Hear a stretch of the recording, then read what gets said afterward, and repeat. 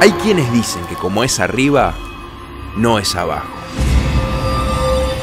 Prepárense para vibrar con cada uno de los relatos que son parte del inframundo de Voces Anónimas. Nuevo libro, Inframundo. Canjealo en Habitat con beneficios exclusivos para participantes de Habitat Familia.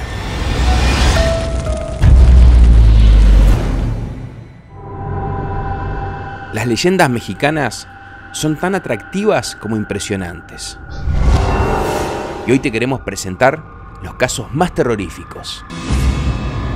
Prepárate para exponerte al terror más puro y a saltar varias veces de tu asiento, porque estas son las 6 leyendas más terroríficas de México. Número 6. Las marionetas macabras.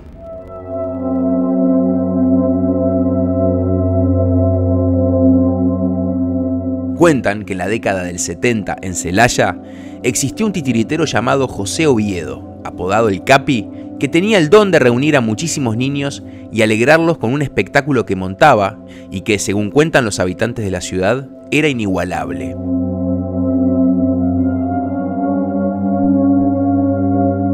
En aquellos tiempos, la gente no tenía tantas opciones de esparcimiento como las que tenemos en el presente, porque no había televisión por cable, celular o internet. Así que las funciones de títeres que se daban en el centro de Celaya eran el deleite de los pequeños. De hecho, cuando había una función, se aglomeraban niños, jóvenes y hasta ancianos.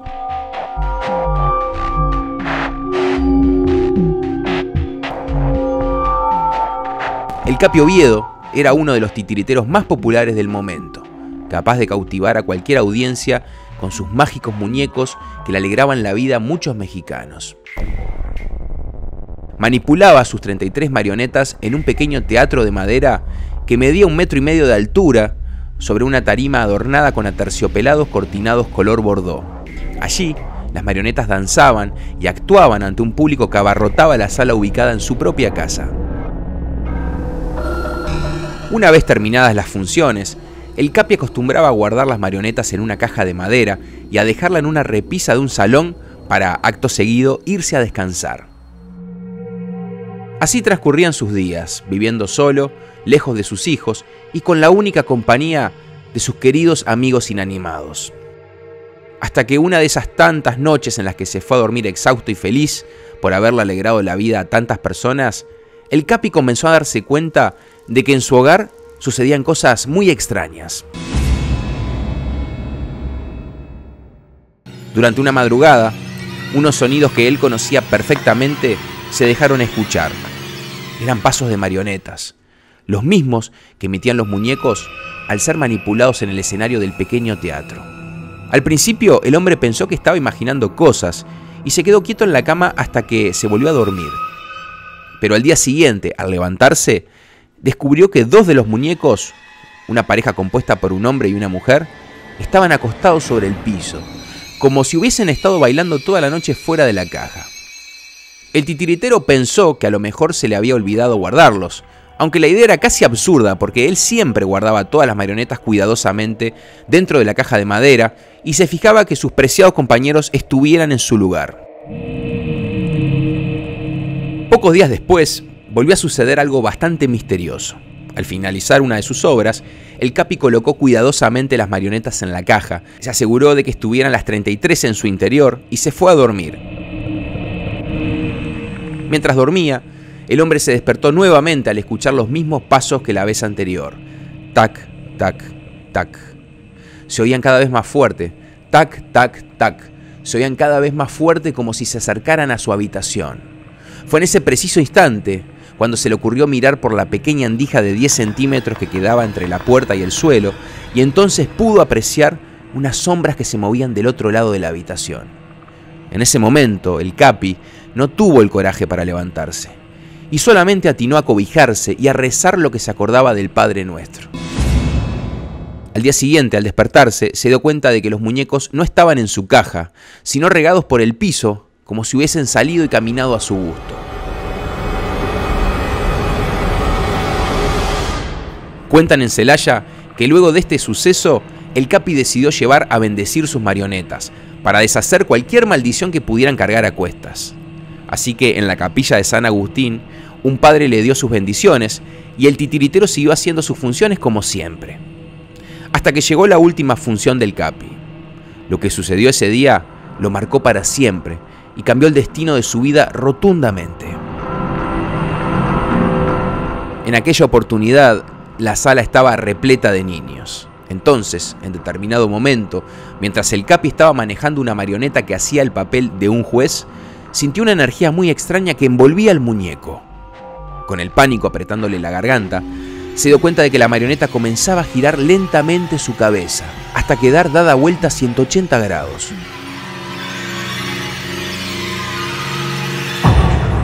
Ninguno de los espectadores se dio cuenta de que aquel giro no había sido producido por el movimiento de los hilos. Solo el titiritero sabía que la marioneta del juez estaba cobrando vida delante de sus ojos, moviéndose tenebrosamente por voluntad propia, y eso lo aterró.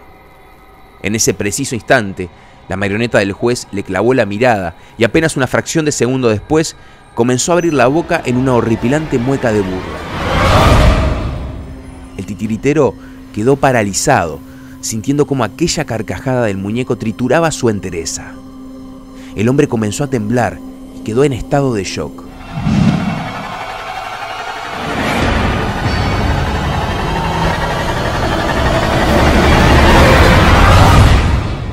La obra se suspendió en el acto, sin que nadie entendiera el porqué. Rápidamente el titiritero, muy afectado, guardó como pudo los muñecos en la caja y echó a la gente sin dar ninguna explicación. Después de eso cerró su casa y esa fue la última función que dio. La última obra en la que las marionetas vivientes salieron a escena. Porque esa noche el Capi descubrió que sus marionetas albergaban algo maligno y ya no quiso interactuar con ellas. Poco a poco, el titiritero se fue abriendo de sus amistades. Prácticamente no se lo veía por las calles de Celaya, ni se sabía mucho sobre él. Una de las pocas personas con las que siguió en contacto fue una cronista mexicana llamada Abigail Carreño Maldonado, quien escuchó este espeluznante relato de la boca del mismísimo Capi Oviedo. Abigail fue la primera en descubrir lo que había sucedido en aquella última función, porque hasta ese momento nadie entendía por qué el titiritero se había retirado y había cerrado su teatro para siempre. Fue así como esta cronista mexicana descubrió aquellas manifestaciones siniestras, los pasos de las marionetas que bailaban por la noche, mientras el Capi Oviedo intentaba dormir, o la mirada del muñeco del juez que volteó su cabeza para regalarle la más aterrorizante de las expresiones. Abigail también descubrió que el titiritero había enterrado la caja de madera con las 33 marionetas debajo del piso de su casa. Finalmente, el Capi Oviedo murió en 1984, a los 96 años. Tiempo después, más precisamente en el año 1992, esta cronista mexicana, Abigail Carreño Maldonado, que recordaba todo lo que el hombre le había contado, pidió permiso al municipio de Celaya para excavar en la casa. El permiso le fue otorgado y al realizar las excavaciones se encontró con la vieja caja de madera que, increíblemente, se conservaba en muy buen estado. Con mucha expectativa, la caja fue abierta y allí aparecieron las 33 marionetas que el Capi utilizaba en sus funciones. Pero había algo extraño en una de ellas. Su rostro estaba dado vuelta a 180 grados. Allí estaba el muñeco del juez, con su cabeza girada y su sonrisa macabra dibujada en el rostro, como si el tiempo se hubiera congelado en aquella última función. En la actualidad, 11 de las 33 marionetas están a resguardo del Museo de Celaya, incluida la marioneta del juez. De esas 11, solo 4 se exhiben actualmente en una de las vitrinas del museo. Lo cierto es que son muchas las personas que se acercan a verlas y se paran frente a ellas para volar en el tiempo y trasladarse a esas fascinantes funciones en las que el Capi Oviedo le daba vida a sus marionetas macabras. La casa del titiritero, desde la fecha de su muerte hasta el día de hoy, sigue abandonada. Allí está, en pleno centro de Celaya, habitada únicamente por los recuerdos de esas espectaculares funciones a las que asistieron durante años miles de voces anónimas.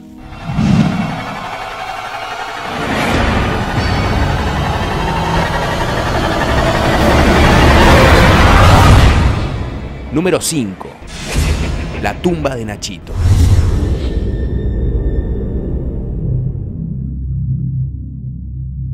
Nachito fue enterrado en el Panteón de Belén, en Guadalajara, México. Y con el correr del tiempo, su tumba se transformó en el centro de atención de este camposanto jalisciense. ¿Pero por qué?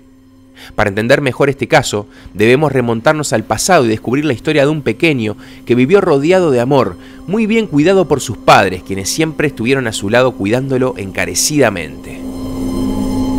Pero en esta historia sucedió algo muy peculiar. Sucede que Nachito le tenía miedo a la oscuridad. Es así que todas las noches, para que el niño pudiera dormir, la madre le colocaba 2 antorchas para que lo iluminaran. Una vez que los papás se despedían de Nachito, le daban las buenas noches, un beso y un abrazo, pasaban a pernoctar a su habitación. Y una noche, sin que los padres se dieran cuenta, las antorchas que iluminaban el cuarto de Nachito se apagaron. Una fuerte tormenta cayó en la ciudad de Guadalajara. Esa lluvia fue la que provocó que esas antorchas se apagaran y la habitación de este pequeño quedó totalmente a oscuras. A la mañana siguiente, la joven madre fue a despertar a su hijo, pero al entrar a su habitación se llevó la peor sorpresa de su vida. Nachito estaba muerto. Nacho, ¿qué te pasa? Un grito de dolor se escuchó en el interior de toda la casa.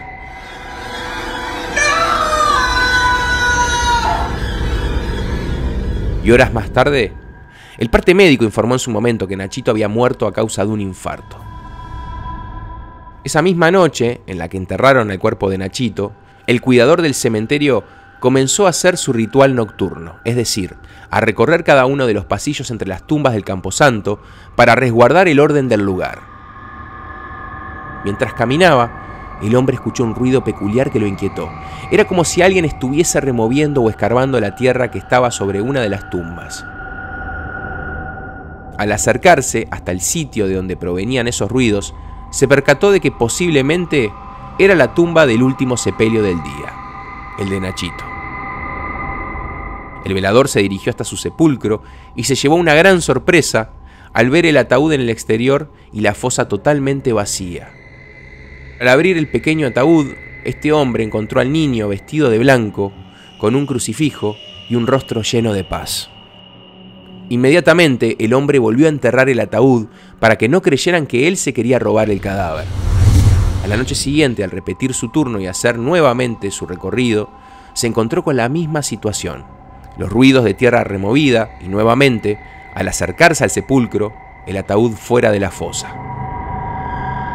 Este suceso se repitió en 10 ocasiones, 10 días seguidos. El hombre, cansado y asustado, decidió dar aviso a la policía y esta a su vez citó en el lugar de los hechos a los padres de Nachito. Cuando la mamá de Nachito escuchó el relato del cuidador del cementerio, estalló en llanto, porque entendía perfectamente qué era lo que estaba sucediendo.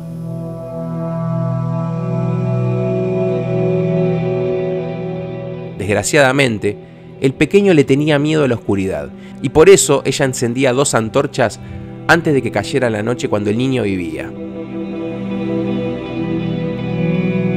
Para la mujer fue fácil atar los cabos sueltos y llegar a la conclusión de que ni siquiera en la muerte el niño podía soportar la negrura.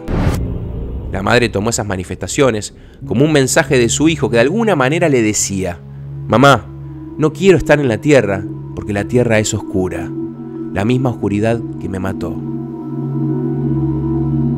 Así que para que esto no volviera a suceder, la familia de Nachito decidió colocar su tumba en el exterior de la fosa, fuera de la tierra.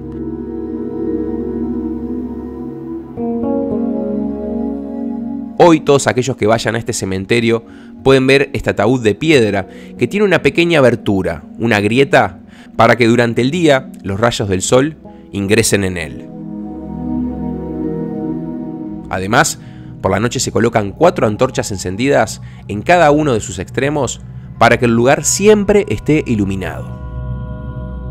Al parecer, desde el más allá este niño sigue buscando su luz, algún rayo que ilumine su alma, algún rayo que lo saque de la oscuridad. Lo cierto es que los tapatíos se encargan de que su sepulcro nunca quede a oscuras, lo que demuestra el gran cariño que sienten por la memoria del pequeño. Ese cariño hizo que, con el tiempo, los mexicanos le acercaran juguetes a su tumba.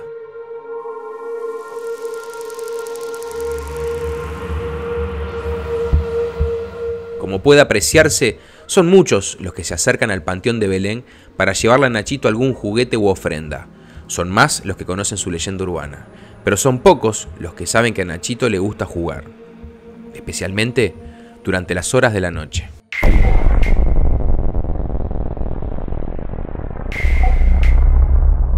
En varias ocasiones, cuando los guías del cementerio llegan a ese punto del recorrido, encuentran juguetes dispersos. Hay muchas historias extrañas que tienen lugar en la tumba de Nachito y también en los alrededores. Algunas hablan de juguetes que se mueven por sí solos en noches en las que no hay viento. Otra de estas historias cuenta que cuando alguien se acerca a la tumba de Nachito, puede escuchar la voz de un niño que le dice en la oscuridad: ¿quieres jugar conmigo?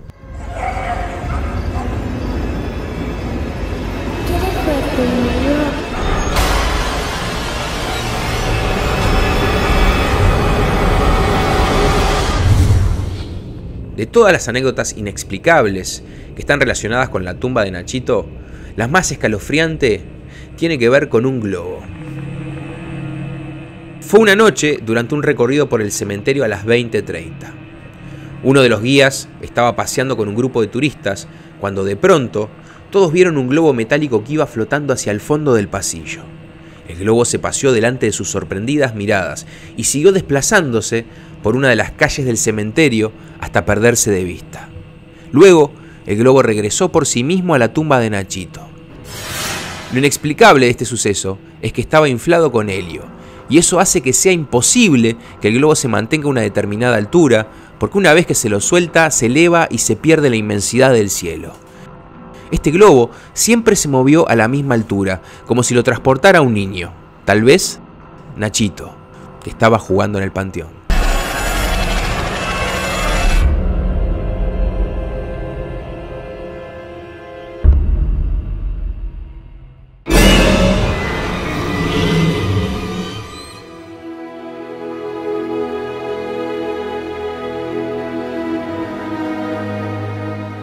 Este popular relato mexicano sugiere que aún después de muerto, este niño le teme a la oscuridad. Desde ese lado oscuro en el que descansan infinidad de almas, sigue buscando la luz. Mientras tanto, los mexicanos creen que Nachito, este niño del más allá que busca escapar de las frías garras de la noche, está a salvo, porque su alma es iluminada día a día por las voces anónimas.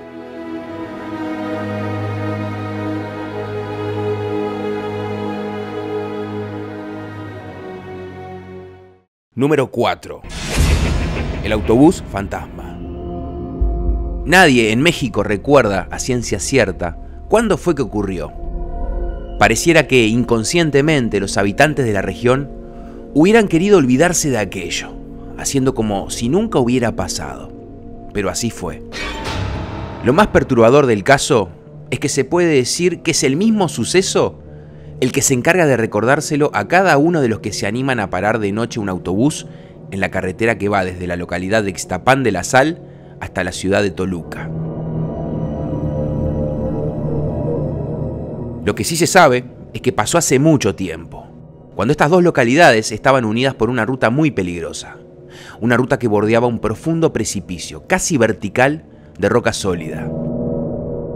Aquella noche, como tantas otras, partió para hacer su recorrido el autobús número 40. En el vehículo viajaban muchos pasajeros. Dicen que cuando comenzó a subir la empinadísima cuesta, el conductor alcanzó el punto más alto de la ruta sin ningún problema. Inició entonces la bajada y en determinado momento, mientras el ómnibus ganaba velocidad a la vez que continuaba descendiendo, pasó por una zona conocida como las Curvas de Calderón, famosa por sus peligrosas curvas muy cerradas. Los pasajeros comenzaron a darse cuenta de que estaban bajando demasiado rápido. Algunos se asustaron tanto que reclamaban al chofer que disminuyera la velocidad del vehículo, pero el hombre continuaba sentado tras el volante sin decir una sola palabra. Al ver su comportamiento, Las personas que viajaban en el autobús número 40 comenzaron a pedirle al chofer a gritos que parara. Entonces el conductor, con voz débil y temblorosa, alcanzó a decir: «Están fallando los frenos».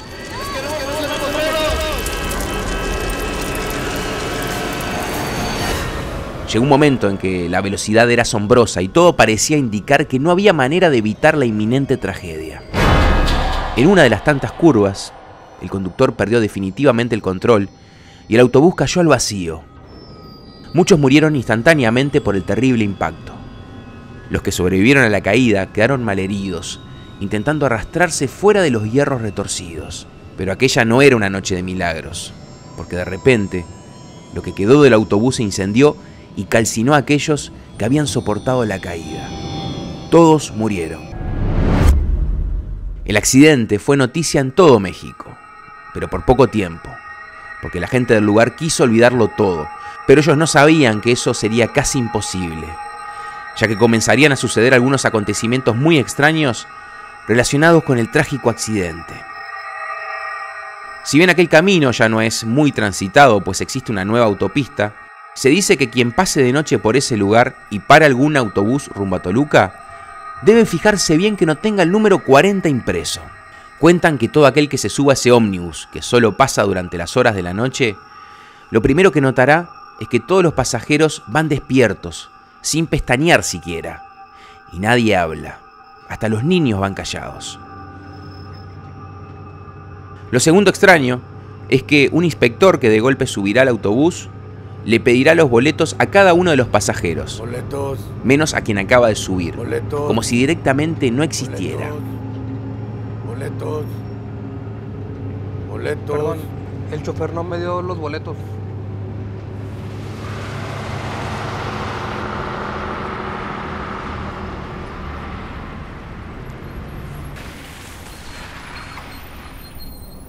El viaje seguirá así, en un silencio profundo, hasta un punto en el que el autobús se detendrá, faltando un corto tramo para llegar a la terminal de Toluca.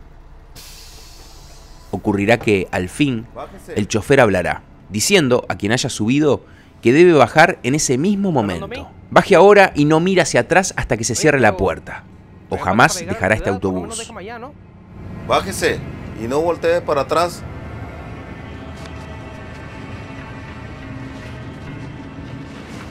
Aquel que obedezca, se baje y no voltee para mirar hacia atrás hasta escuchar cómo la puerta se cierra y el motor arranca, comprobará que el autobús ha desaparecido. No habrá nada ni nadie en la ruta.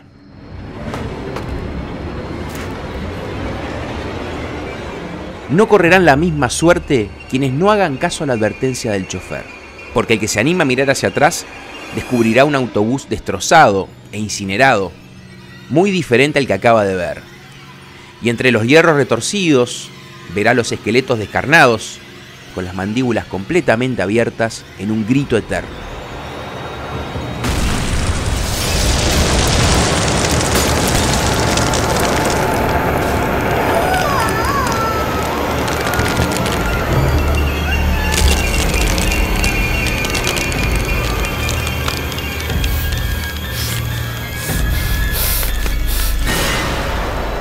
Y además, verá al conductor, ese chofer que le dijo que no mirara hacia atrás, que lo estará mirando con sus cuencas vacías.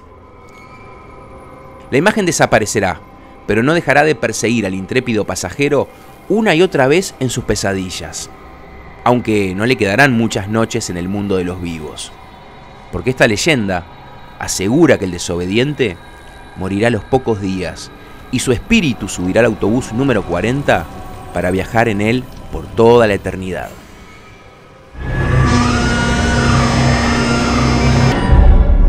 Número 3. Las momias de Guanajuato. Escuchar hablar de momias suele llevarnos a terrenos dominados por el terror y el miedo. Sin embargo, muchas comunidades basaron parte de su cultura en el acto de la momificación. Desde los egipcios hasta diferentes pueblos indígenas, momificaban a sus muertos para que estos pudieran caminar lenta pero certeramente hacia el otro mundo. El procedimiento mediante el cual trataban a los cadáveres para convertirlos en momias variaba de una cultura a otra, pero hay un lugar donde las momias no pasaron por ningún proceso artificial. Ese lugar es Guanajuato.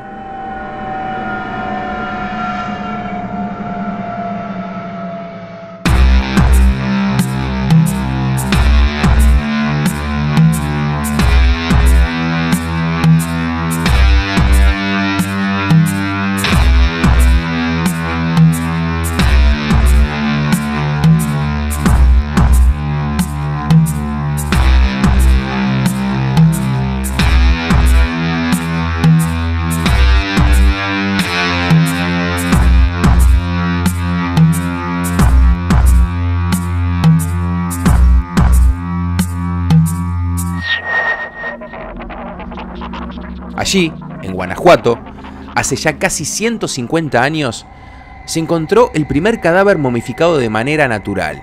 Fue en 1865 en el Panteón de Santa Paula. A partir de ese momento, los hallazgos se fueron sucediendo hasta 1989, contabilizando más de 100 cuerpos, todos presas de aquel asombroso fenómeno que parece detenerles el tiempo, convirtiéndolos en siniestras postales de la muerte. Observar a estas momias es mirar a la muerte cara a cara.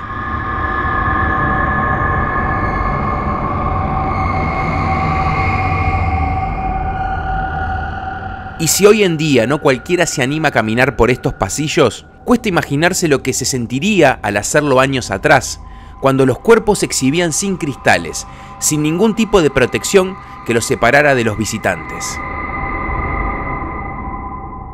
El recuerdo que se tiene de aquel tiempo nos habla de lo estremecedor de transitar los largos corredores bajo la mirada vacía de las momias, casi rozando sus pellejos deteriorados y pegados a los huesos. Una de las historias más conocidas perteneciente a aquella primera época sin vitrinas del museo la protagoniza una señora mayor. Dicen que la mujer entró al museo sobre la hora de cierre, cuando los pocos visitantes que quedaban se estaban retirando. Fue así que esta señora se quedó sola caminando entre los tenebrosos corredores.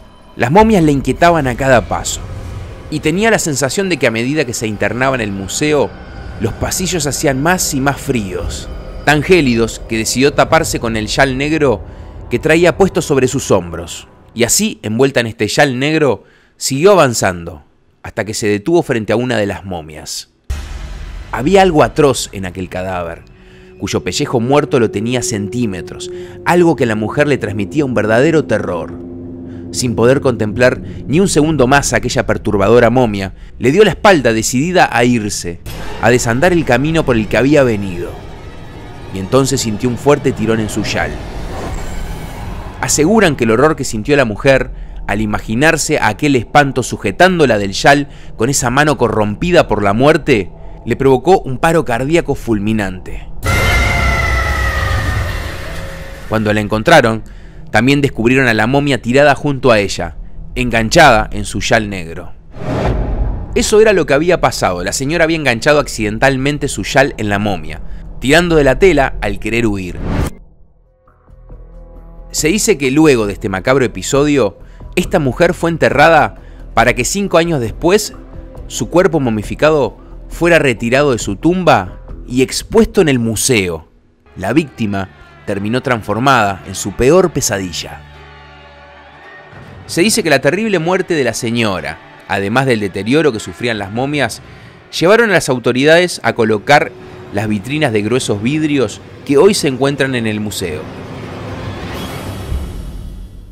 Uno de los detalles que más impresionan de las momias son sus expresiones. Muchos se asustan y se sorprenden al ver sus deteriorados rostros detenidos en esa especie de grito eterno. Parecen haberse congelado en ese último instante de vida, donde la única certeza es la muerte. Cuentan que en horas de la noche, cuando ya no quedan visitantes en el museo, los guardias escuchan cosas. Cosas que pueden ir desde pasos hasta voces y la sensación de que las momias los observan, que los siguen con la mirada desde que entran hasta que salen de cada uno de los diferentes sectores. Y si hablamos de experiencias nocturnas, hay una que dentro del museo nadie puede olvidar. Cuentan que le sucedió a un guardia a altas horas de la madrugada. Todo empezó con unos extraños ruidos y unas aún más extrañas voces que parecían originarse en uno de los recintos. Lo primero que pensó este guardia fue que se trataba de un adolescente que, buscando vivir una experiencia diferente, había decidido pasar la noche dentro del museo. El guardia se dirigió al sector desde el cual provenían los sonidos. Cuando llegó, no tardó en descubrir que una de las vitrinas se encontraba vacía. Se dio cuenta que una de las momias ya no estaba en su lugar. Inmediatamente, el cuidador giró sobre sus talones, miró hacia un lado, hacia el otro, y entonces, al final del corredor, vio algo. Era una delgada silueta parada en medio del pasillo. Miró bien y se dio cuenta de que aquello que estaba parado era una de las momias. Aquello era imposible, y fue en ese preciso momento cuando este hombre estuvo a punto de perder la cordura para siempre, porque el cadáver momificado comenzó a caminar lentamente hacia él. Cuentan que el guardia corrió lo más rápido que pudo, y ya nunca más se lo vio por el museo. Escapó para siempre del terror de su vida, aunque de lo que nunca pudo escapar fue de su terrorífica experiencia. El Museo de las Momias de Guanajuato es un espacio para recorrer, para caminar lentamente, observar a aquellos que ya tuvieron el encuentro con la muerte y sacar nuestras propias conclusiones. Y no cualquiera se anima a recorrer esos oscuros pasillos, custodiado de cerca por esas esqueléticas momias. Hay quienes creen incluso que las mismas cobrarán vida durante el recorrido y que con sus lamentos romperán el silencio sepulcral del museo.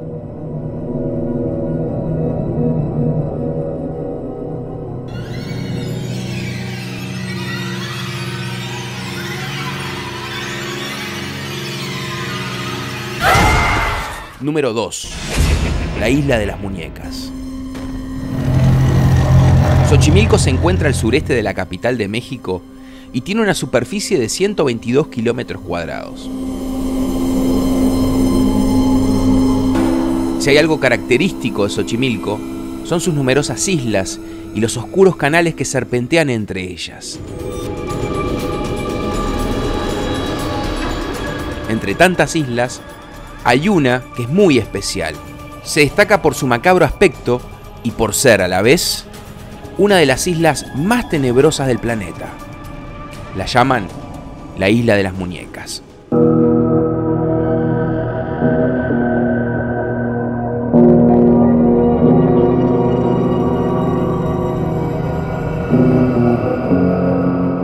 Esta isla fue fundada por Julián Santana, un señor querido y respetado por toda la gente que vivía en esa región. Era un hombre amable, bondadoso y trabajador que se ganaba la vida cultivando hortalizas y manejando una trajinera.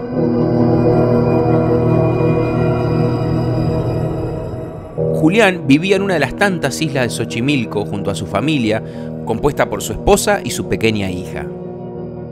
Esta familia llevaba una vida feliz, pero un día ocurrió algo terrible. Un día la esposa de Julián estaba lavando la ropa a la orilla de la isla mientras se encontraba acompañada por su hija. Jugando, la mujer se puso a la niña sobre los hombros y entonces tuvo la mala fortuna de que, al agacharse para sujetar una prenda, la niña resbaló hacia adelante, cayó al agua y se ahogó. El cuerpo de la pequeña no pudo ser encontrado. Para la mujer esta tragedia fue terrible, al punto que tiempo después falleció de tristeza. A Julián, la muerte de su hija le cambió completamente la vida y le produjo un dolor tan inmenso que jamás pudo superar. Y de tanto sufrimiento, poco a poco, este hombre comenzó a perder el uso de la razón. Fue así que a partir del año 1950, Julián Santana adquirió una extraña costumbre. Empezó a recolectar muñecas y a colgarlas en los árboles de su isla y en las paredes de su cabaña. Algunas las halló limpiando los canales, otras las encontró perdidas en las islas y otras se las regaló a la gente que, por curiosidad, se acercaba a conocer su hogar. Lo cierto es que él juntaba las muñecas para ofrendarlas a su hija, ya que tenía la fantasía de que la niña pudiera verlas desde el cielo y darse cuenta así de que su padre no la había olvidado. Estas muñecas dieron a la isla un aspecto macabro. Hay alrededor de 3.500 en el lugar.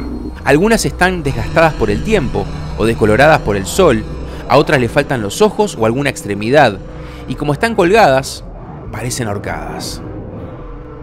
A veces, al ser agitadas por el viento, se mueven tétricamente. Incluso se conocen testimonios de visitantes que huyeron despavoridos al ver que una muñeca cobraba vida, sacudía un brazo o pestañeaba. Julián Santana siguió llenando su isla de muñecas hasta el 17 de abril de 2001, cuando falleció a la edad de 80 años. Un dato curioso es que este señor perdió la vida justo en el mismo lugar donde murió su hija. Al término de sus días, estaba ya bastante deteriorado psicológicamente. Decía que en las oscurecidas aguas de los canales solía nadar una sirena y afirmaba que en una conversación ésta le había prometido que pronto vendría a buscarlo. Cierto o no, pocos días después de haber comentado esto, Julián Santana falleció misteriosamente. Desde entonces, la Isla de las Muñecas adquirió fama de ser un lugar misterioso. Y esto hizo que se transformara en el foco de atención de la tradición oral mexicana, generándose varias leyendas relacionadas con ella. En especial, hay un mito bastante difundido que asegura que esas muñecas están encantadas y que llevan a cuestas una maldición.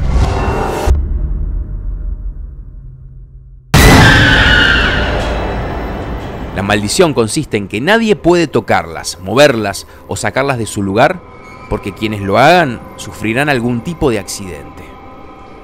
Un caso que parece servir de prueba a esta leyenda sucedió hace algunos años, cuando un grupo de estudiantes realizaba un recorrido por el parque de Xochimilco. Cuando llegaron a la Isla de las Muñecas, uno de los jóvenes robó una de las muñecas sin que los demás lo supieran. Y la maldición se cumplió, ya que cuando los estudiantes salieron del parque en su auto rumbo a la carretera, sufrieron un accidente de tránsito. La historia se conoció en todo el país y hasta los diarios se hicieron eco de esta tragedia.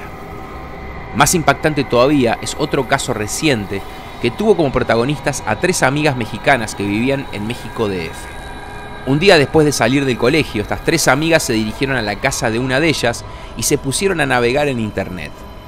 Y entonces encontraron información acerca de la isla, vieron algunas de las aterradoras imágenes de las muñecas y leyeron varias de las escalofriantes anécdotas que se cuentan acerca de ellas. Esto les llamó mucho la atención, así que en ese preciso instante decidieron visitar la Isla de las Muñecas. Al llegar a la isla, las amigas tuvieron una impresión desagradable. Quedaron impactadas por la cantidad de muñecas que había en los árboles y sintieron miedo debido a su espantoso aspecto. Las que colgaban de las ramas estaban quemadas, le faltaban partes o tenían las vestimentas rotas, pero las más aterradoras de las muñecas eran las que se encontraban en la vieja cabaña de Don Julián. Estas muñecas realmente parecían observarlas, y ante su atemorizante presencia las amigas se sintieron amenazadas. Una de las chicas, llamada Guadalupe, quiso hacer una broma. Entonces se adelantó y empezó a buscar a la muñeca más macabra y tenebrosa de todas. Por fin halló una de aspecto terrible, de ojos diabólicos y una expresión maligna en su rostro, así que la descolgó de la rama y la metió en su mochila. Sus amigas, al verla, le recordaron las leyendas que aseguran que no se deben tocar, pero Guadalupe no les hizo caso y a pesar de las protestas de sus amigas, decidió llevarse esa muñeca para su casa. Ella, claro, creía que solo se llevaba un juguete inofensivo, pero ignoraba que, además, se llevaba con ella una terrible maldición. Una vez en su hogar, Guadalupe dejó a la muñeca encima de una repisa que había en su dormitorio. Luego se dirigió al living comedor, encendió la computadora y se puso a navegar en internet y a realizar otras tareas para el colegio. En eso, la joven escuchó un extraño sonido. Parecía una voz que llegaba desde su cuarto.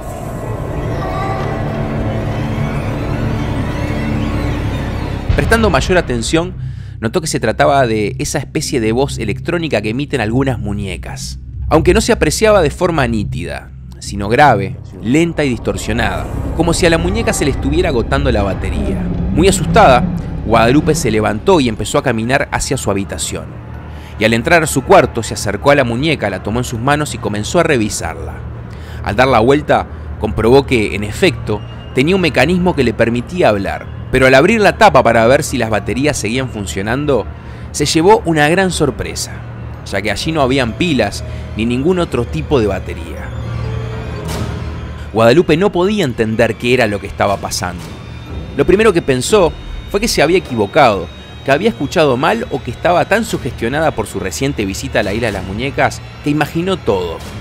Así que trató de restarle importancia al asunto, dejó otra vez su muñeca encima del mueble y se acostó a dormir.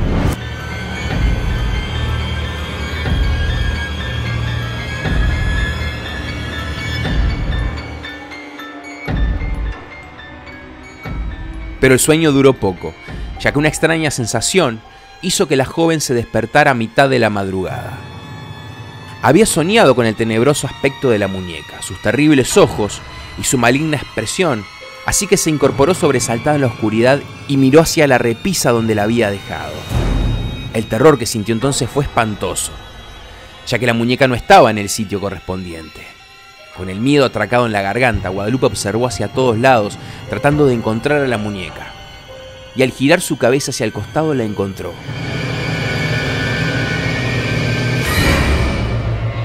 Inexplicablemente, aquella muñeca que había dejado encima de un mueble ubicado en el otro extremo de la habitación se hallaba sobre la mesa de luz, justo al lado de la cabecera de su cama. Guadalupe dio un grito de terror. Corrió hacia la cocina donde tomó una bolsa de nylon y metió adentro a la muñeca. Llevó la bolsa con la muñeca hacia otra habitación de su casa y luego trancó la puerta con llave.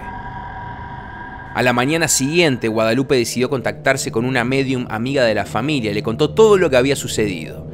Y entonces, la psíquica le dijo que esa muñeca estaba cargada con una energía negativa y que lo mejor que podía hacer era alejarla de su vida lo antes posible. Sin embargo, le aclaró a la joven que no la podía destruir, ni tirar, ni regalar, sino que la tenía que devolver exactamente al mismo lugar donde la había encontrado. Guadalupe, por supuesto, decidió hacerle caso, así que llamó por teléfono a una de sus amigas y le pidió por favor que la acompañara otra vez hasta la isla de las muñecas. Ese mismo día, las dos amigas se dirigieron otra vez hasta Xochimilco, se subieron a una trajinera y le pidieron al conductor que la llevara hasta la isla de las muñecas. Y apenas tocaron tierra firme, corrieron hasta el sitio donde habían encontrado la muñeca y la dejaron justo en el mismo lugar. Cuando terminaron, se dieron media vuelta y regresaron a la trajinera sin mirar hacia atrás, y le dijeron al guía que las regresara al puerto lo más rápido posible. Una vez que la embarcación abandonó la isla, estas amigas se sintieron más tranquilas, pero aquel día las marcó para siempre. Desde entonces, cada vez que veían una muñeca pensaban en la isla, y por eso decidieron deshacerse de todas las muñecas que tenían en sus casas. Guadalupe, en especial, aprendió una buena lección, que más allá de creer o no en las leyendas, hay que tenerles respeto y nunca subestimarlas. Luego de conocer esta historia, es fácil pensar que las muñecas son algo más que simples juguetes. Y es por eso que, a pesar de su aparente fragilidad, algunas de ellas provocan miedo. Lo más perturbador de esta historia es que para manifestarse el miedo a las muñecas no necesita lugares exóticos como una isla solitaria, sino que puede hacerlo en sitios tan cotidianos como un oscuro rincón de tu propia habitación. Número 1. La Llorona.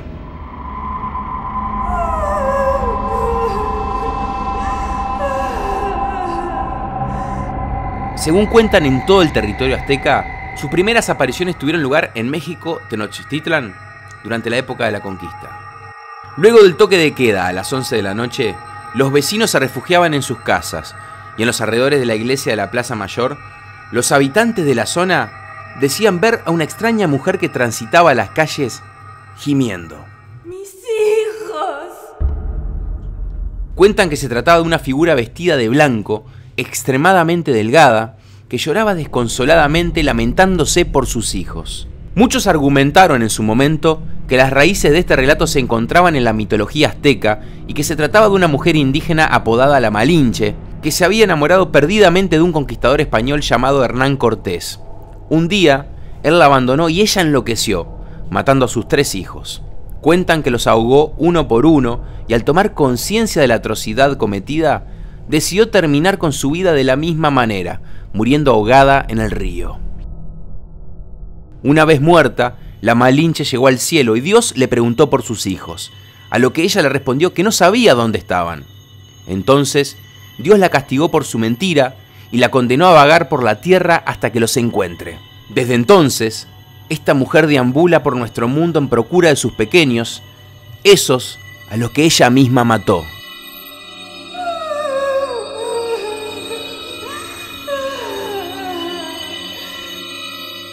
Cuentan que aún hoy la Llorona mexicana se arrastra entre las sombras y atrapa a los niños, desesperada por reemplazar a los suyos.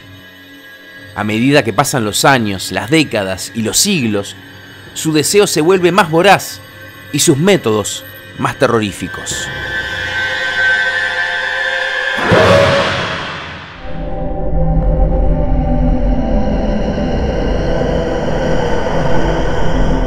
Así que la próxima vez que te toque caminar solo durante la noche, ten mucho cuidado, porque cuentan que la Llorona aún no ha saciado su sed de venganza, y puede que no le guste nada encontrarse contigo.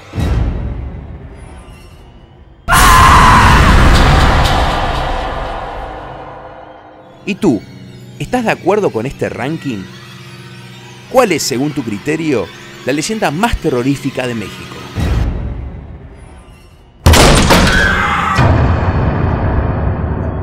Espero que este video haya sido de tu agrado. Si te gustó, dale like y compártelo en tus redes sociales. Soy Guillermo Lockhart y te doy gracias por ser parte de las Voces Anónimas.